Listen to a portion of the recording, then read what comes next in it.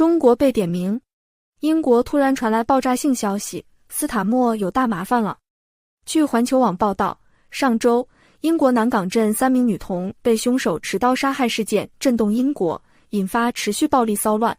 美国企业家马斯克在社交媒体 X 上就此事评论称，英国内战不可避免。对此，英国首相发言人抨击称，这样的言论是无稽之谈。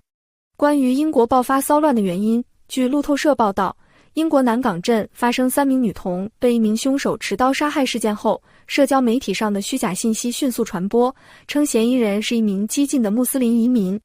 报道称，网上拥有大量粉丝的极右翼煽动者进一步放大了这些错误信息。一看事情控制不住了，英国政府出来辟谣了，说凶手不是移民，是一名出生在英国的移民2代，父母来自卢旺达。右翼分子一看又怒了，这不还是移民吗？更何况，就算凶手不是移民，由移民引发的暴力事件还少吗？右翼分子早就对非法移民不满了，逮着这个机会，可不就使劲输出吗？在野党一看，好家伙，妥妥的新素材啊，那还不赶紧落井下石？一些极右翼团体更是带头煽动，成功把这起事故从单纯的凶杀案变成了引爆整个大英的导火索。这起悲剧性事件迅速点燃了英国社会的愤怒情绪，随之而来的是全国范围内的大规模骚乱。这一谣言迅速引发了反移民情绪的爆发。实际上，嫌疑人阿克塞尔·鲁达库巴纳是土生土长的英国人，并且警方明确表示这不是一起恐怖袭击事件。然而，极右翼势力迅速抓住这一事件，大肆煽动反移民和反穆斯林的情绪，使得原本就不稳定的局势愈加复杂。随着谣言的蔓延，英国多地爆发了激烈的抗议和骚乱。罗瑟勒姆、布莱克普、布里斯托尔等城市接连发生暴力事件，抗议者与警方的冲突愈演愈烈。数千名抗议者开始破坏公共秩序，抢夺店铺货物，纵火、持刀与警察对抗，并从利物浦到赫尔，从曼彻斯特到特伦特和潘斯托克，逐渐蔓延。近百名或者更多的英国警察受伤，且当地清真寺和公共建筑受到不同程度的损坏。相同的情况也发生在2011年8月6日，当时是黑人男性平民被伦敦警察局人员枪杀，引发了英国大规模地区的骚乱事件。两起暴乱事件都有一个共同点，就是不同人种之间的矛盾，更详细点说，移民者、难民者与英国本土民众的必要冲突。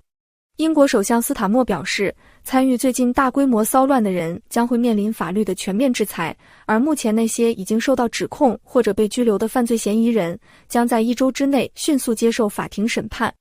斯塔默重申，政府将确保社区安全，并拥有足够的警力，能够应对可能发生的各种混乱局面。中国驻英国使领馆提醒在英中国公民切实加强安全防范。中国驻英国使领馆发布公告，提醒在英中国公民，包括中国游客，切实加强安全防范。公告说，近来英国多地多次发生骚乱和社会治安事件，在画面中仍然可以看到大量愤怒的人群涌上街头，他们挥舞着标语，高喊着口号，表达着对现状的不满。商店被洗劫一空，车辆被焚烧，公共设施遭到严重破坏。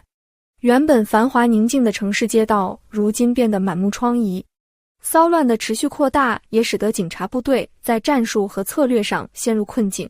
如何在保障公民权利的前提下有效地控制局势，如何在平息骚乱的同时避免进一步激化社会矛盾，这些都是摆在刚上台的工党政府面前的棘手难题。近年来，英国的多元文化不断发展，来自各国的人们为了追求更好的生活而聚集在一起。然而，这一过程并非一帆风顺。在伯明翰和伦敦，穆斯林人口的比例显著上升，他们的文化与当地传统的摩擦日渐明显。与此同时，基督教徒的比例逐渐下降，使得一些居民对传统价值观的流失感到不安，开始质疑自己在这个国家的身份和地位。这种文化上的冲突不仅在个人层面上造成分歧，也在社会层面激发出更多的问题。教育、就业、社交等领域都显露出种族与文化交融中的不平等现象，最终成为这场骚乱的温床。据英国的政府报道，他们已经投入了大量的警力，并且已经在这场暴乱中抓捕了400多名的暴徒，其中这些群众当中参与了不少的恐怖分子。也正是这些恐怖分子才会让这次的暴动久久不息。这些恐怖分子十分的狡猾，他们常常混迹在平民当中，这也是英国政府一直没有让军队来镇压暴动的一个主要原因。不少国际上的心理学家都表示，如果真的想达到妥善的解决的话，一定要通过文明的方式来与和平抗议者进行沟通。最为可笑的是，新上任不久的英国首相斯塔默还曾公然点名中国，声称要减少在贸易和技术方面对中国产生的依赖性，甚至还屡次谈到中国的人权问题。包括在就任之际参加北约峰会时，斯塔默就扬言新一届英国政府在必要时会对中国采取所谓的强硬态度，这一说法还得到了美西方国家的广泛认同。